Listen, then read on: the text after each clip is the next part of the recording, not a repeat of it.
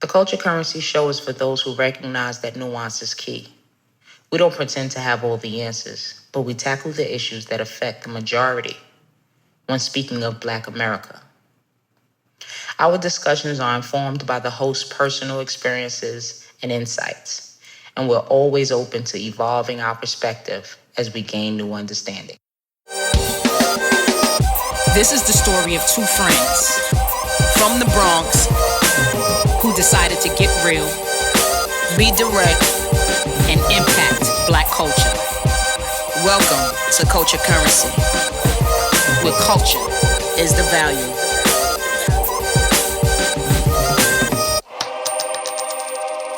Yerk. Peace, peace. Peace. What's going on? How you doing today? I'm good. I'm good too. Yeah. Long day, but productive. So, not stressful. Okay. Long day, but not stressful. Nice. Nice. So, what we talking about today? I was talking about dividing and conquering. So much of that is happening. Yes. That dividing and conquering. Right. All right. We got a good conversation for y'all. I'm Mahogany. I'm Ish. And this is Culture Currency. Where culture is the value.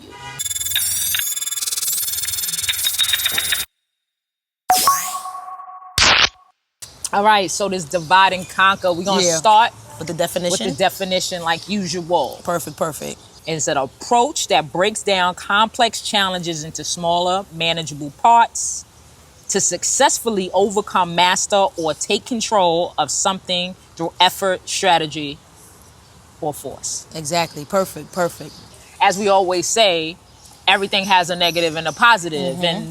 And the positive aspect of the divide and conquer is when you're utilizing it for a specific space, such as task. We talk all the time about being overwhelmed about having so much on our plates.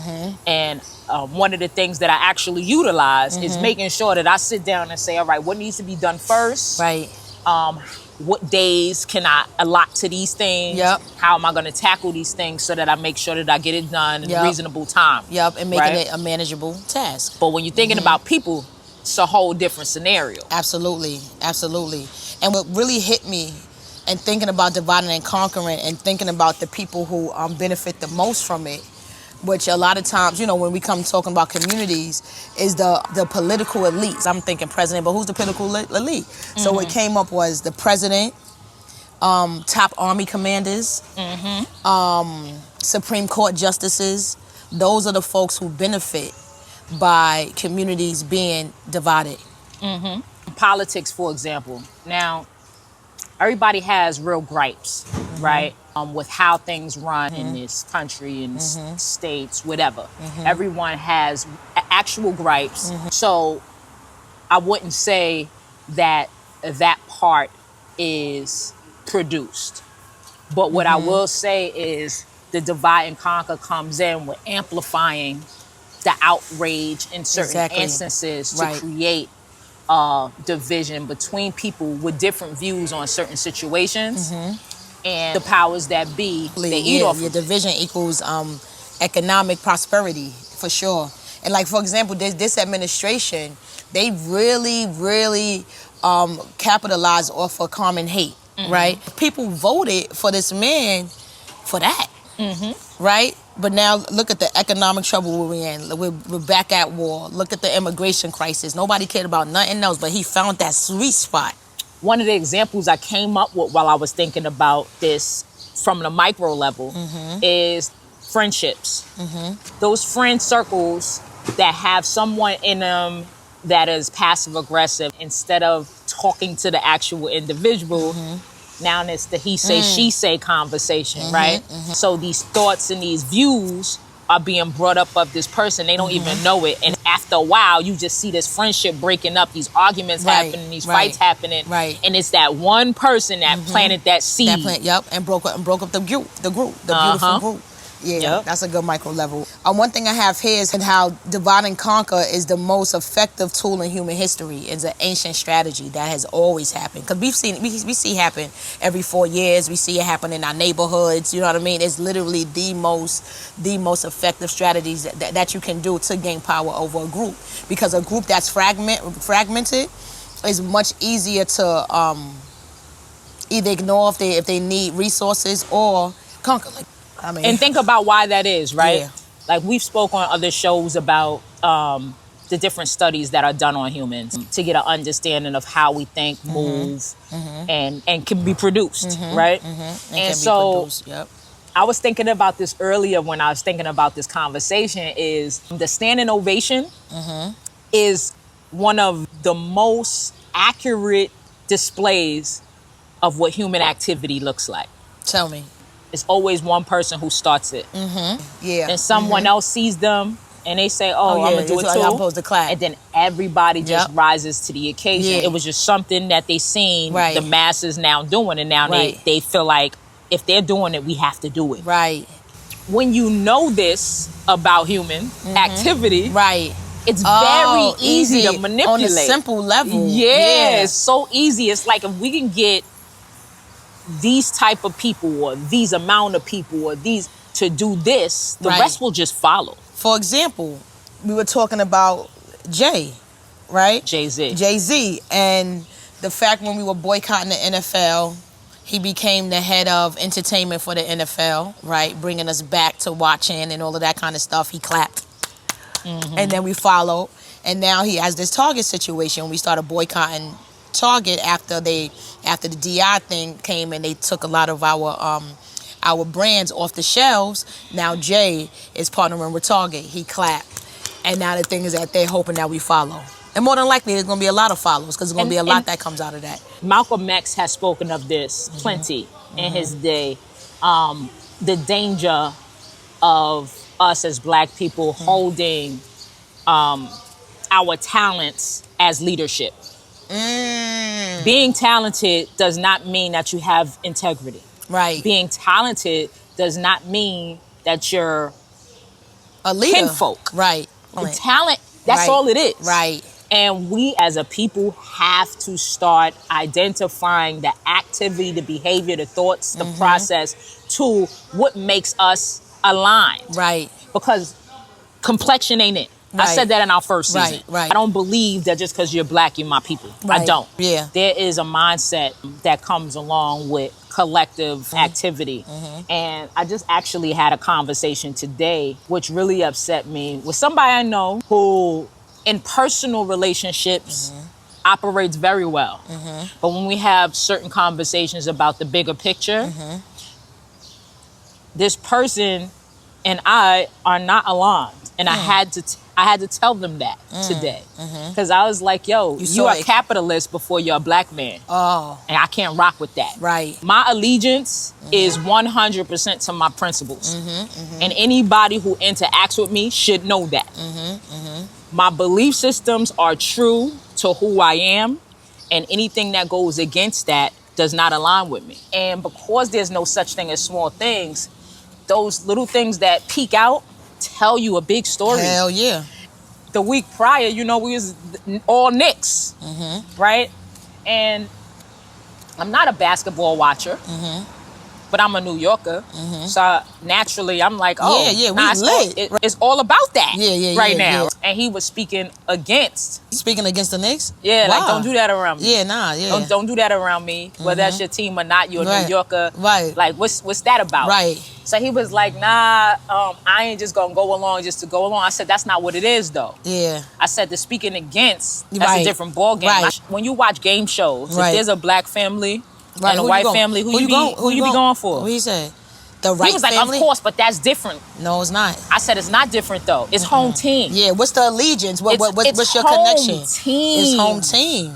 So when we got into that, I had sent him a video teasing him about somebody else said the same thing I said and was like, get up out of here. Right. So I sent him that video and he felt the way because he was like, one thing they said in there is like, oh, this can't be trusted. Right? So he was like, yeah, I was like, you was going too far with that. So we laughed about it, but then when we had this discussion, two different things, same principles. Same principles. Same principles. Right. So we got into the conversation because he was about to go to Target. And I said, you still shop at Target? And he like, oh, I just go there when... I said, no, that's not what we doing. Well, then he goes into his belief about what people aren't doing, what people are. It's not about that. Right. Because everybody who's still going to Target is absolutely going to utilize that as a reason to still go. Everybody's not doing it. It's not about everybody. It's about you. It's about you. Yep. You talked about It's that about some other you and shows, your too. allegiance Right. to the collective. To the collective, right. Yep. So Yep. the conversation went from, you got to understand that you thinking singularly. Right. You hanging around somebody who's all about us. Right. And we ain't aligning. Right. And that's going to be a problem.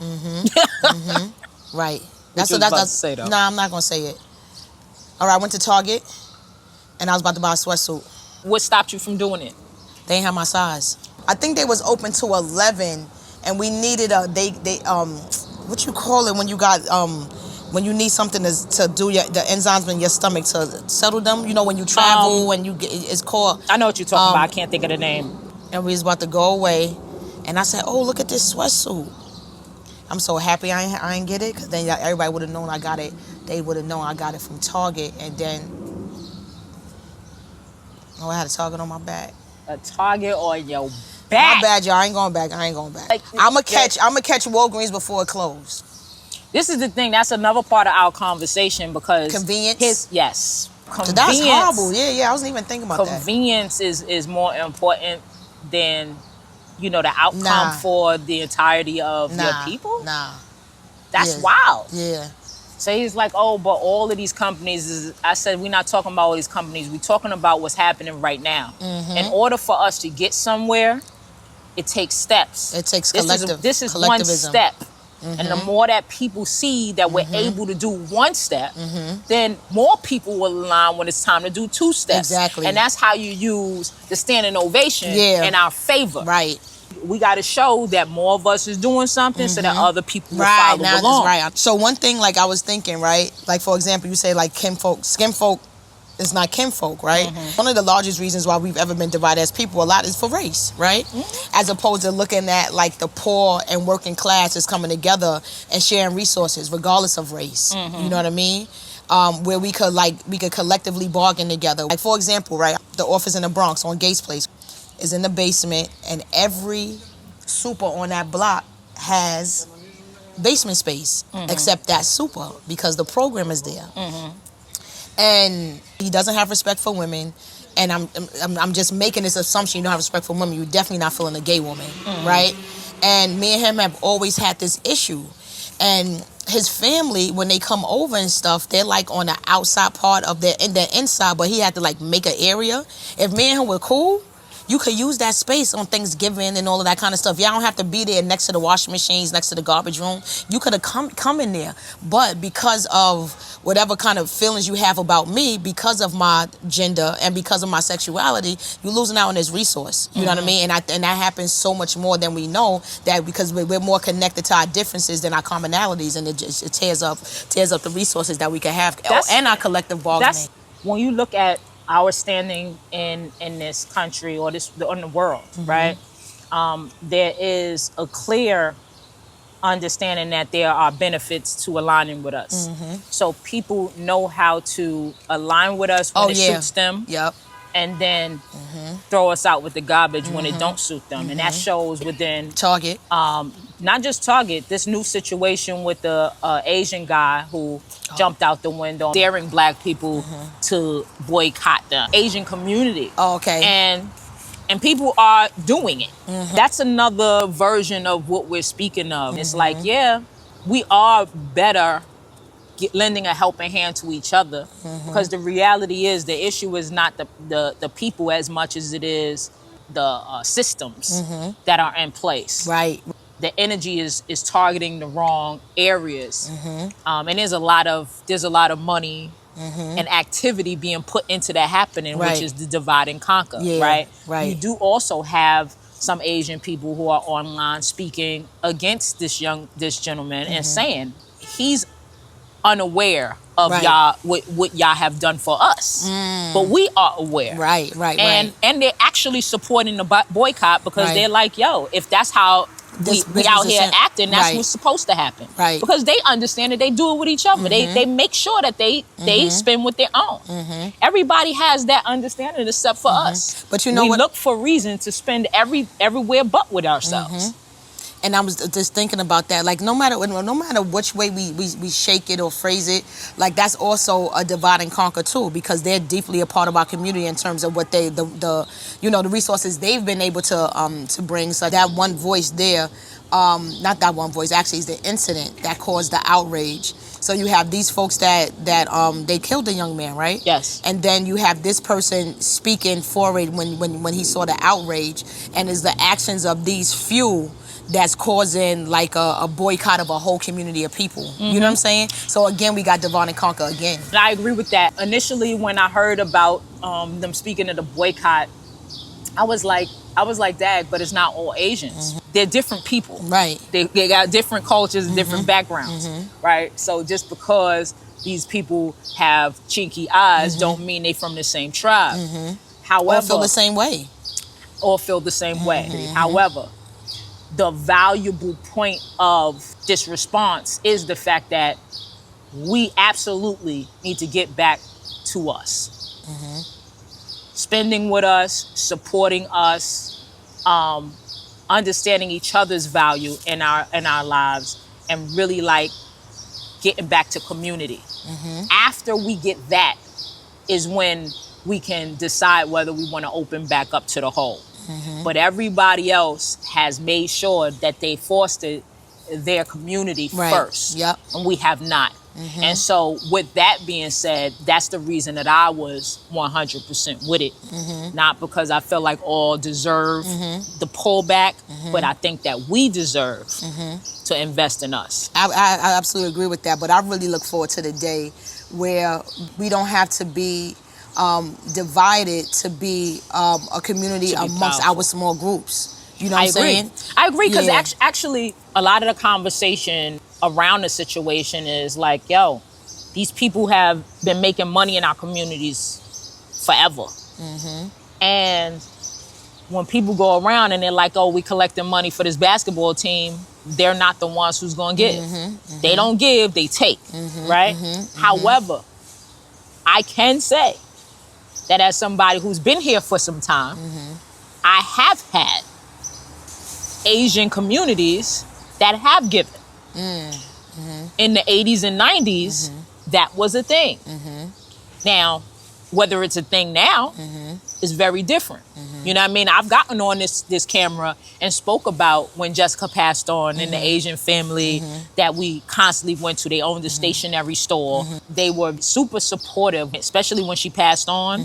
We spoke, we was all very friendly, just naturally. But then when she passed on, they really, really supported me in that time. Nice. Not to mention that it was different family members. So you know how they pass, somebody leaves and a cousin will take over.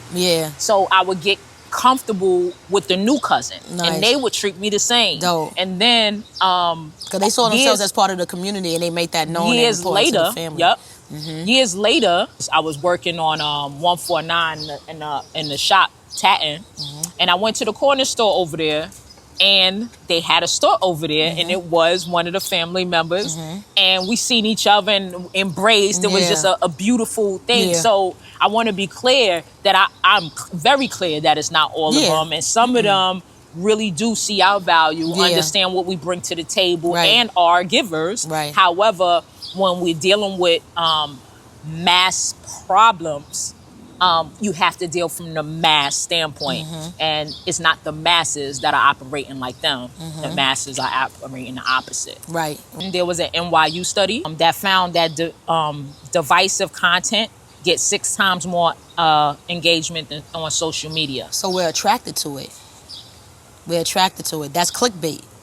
Basically, that's clickbait. 6 times 6 more. times is crazy. 6 times is crazy. So 60 to every 10. That's crazy.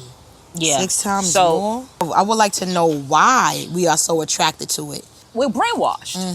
We're brainwashed. I seen this coming years ago. Talk shows used to be very different before Jerry Springer came along, right?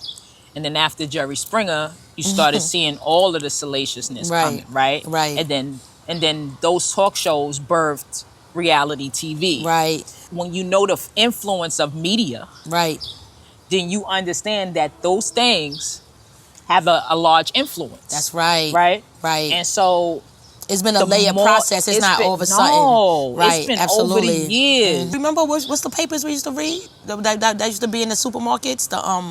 The Inquirer. All of that. Yep. That was the precursor to that. It was a constant growth of getting us intrigued by nonsense. By nonsense, And so the more intrigued you are by nonsense, and we see it all the time, what you ingest is what you become. Is what you manifest. Yep.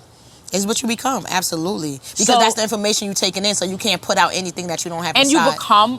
And you become okay with stuff that you wasn't necessarily okay with, because you're now. And now you think it's funny, because you know why?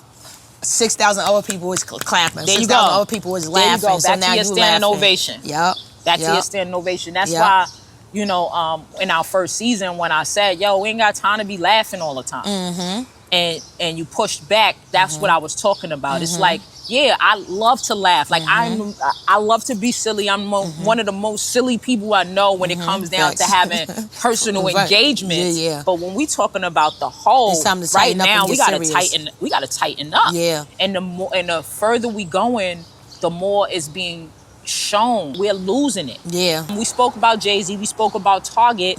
Think about Kevin Hart. Oh my God. Right? Oh my God. And his special? Yo. And then his response. And he was the least funniest too. But his response to the special. Did you see him when he was on the Breakfast Club? They asking him about it. Nah. He double tripled down. He double tripled down. Now this was a production that he was didn't from even give a shout out to the people he should have gave a shout out to when he first got up and said who did an excellent job. Listen, they're showing us who they are and who they align with. Yep. And because we've, as a culture, put them in position as leadership for some reason, like people are really following and not some reason. The reason is capitalism. So many of us have bought into capitalism. Now whoever has the money has the say. Yep. And whoever doesn't have the money has no say. And it's so crazy on a micro level. You got some overdudes, on the block, and then you got a younger dude that's getting money. What up, big bro? To the young dude. Yo, now that's crazy. Are y'all serious? He's big bro now? How did I That's insane. I remember the first time I seen it, I'm like, clown, no way.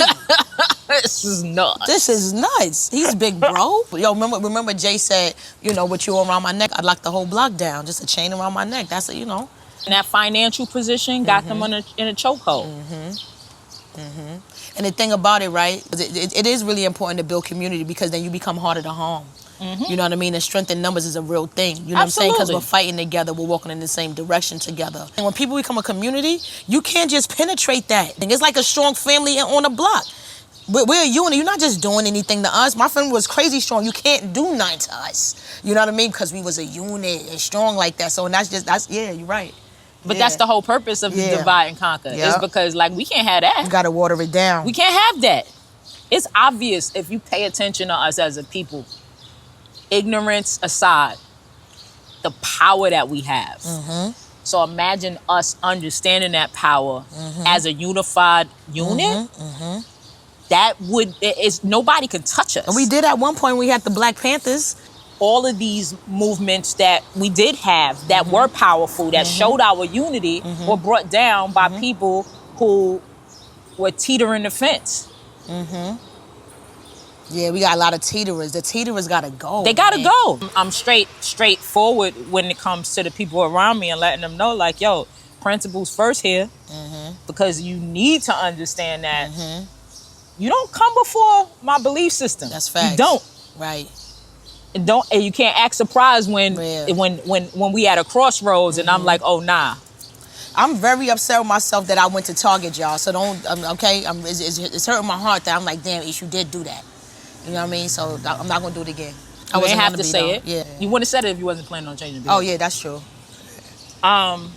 Somebody catch me in Target video like, yeah, she in Target. At Culture Currency TV. At Culture, that would be. But you in Target though. Mahogany, what you gonna do? The next episode, you be like, yo, Ish ain't sitting next to her on the stool. Yo, it'll be a sign I say he's the principal, man. Right there, right here. Right here. A cutout of right you. Yo. Nah, yeah, that's crazy.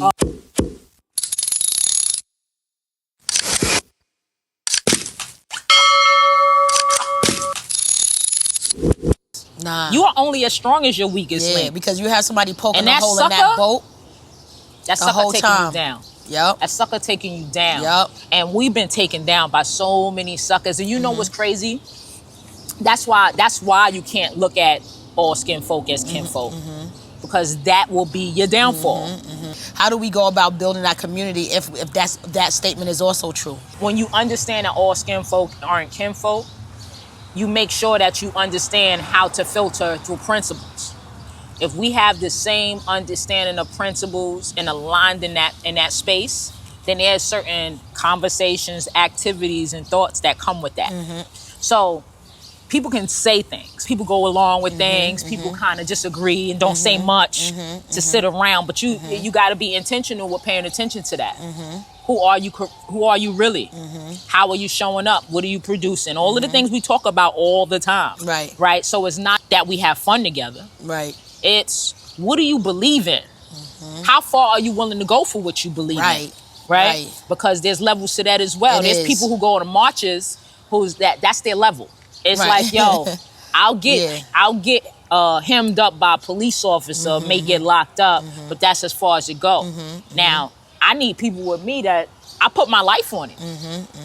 Because I don't believe that my life is mine. I believe that my life is for the betterment of the future.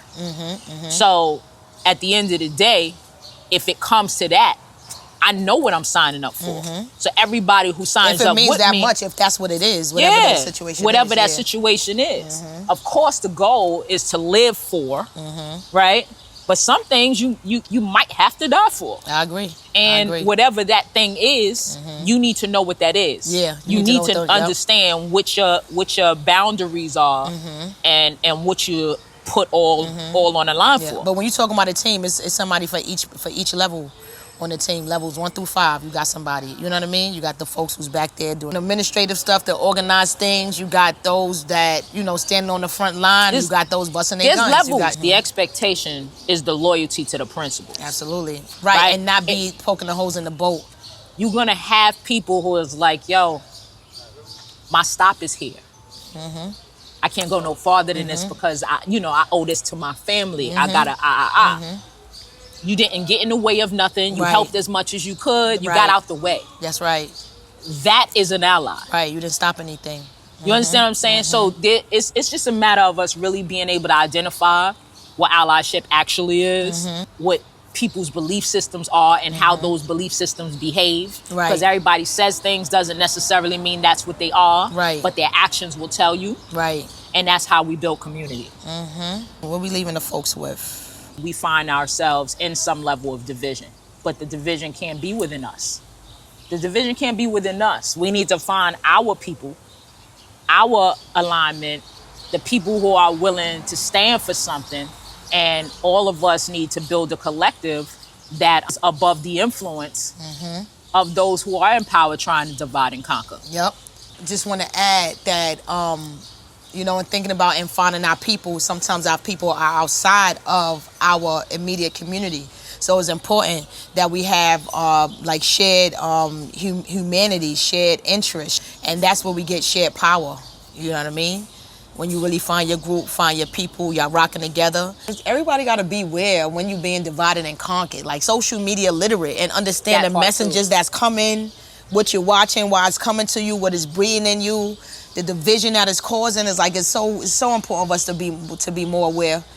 I'm Mahogany. I'm Ish. And this is Culture Currency. But culture is the value. Make sure to like, share, subscribe, and else? Comment. We also want to make sure that y'all are checking out the audio pod. Yes. On your way to work. Wherever you listen to your favorite podcast, we are there. Peace.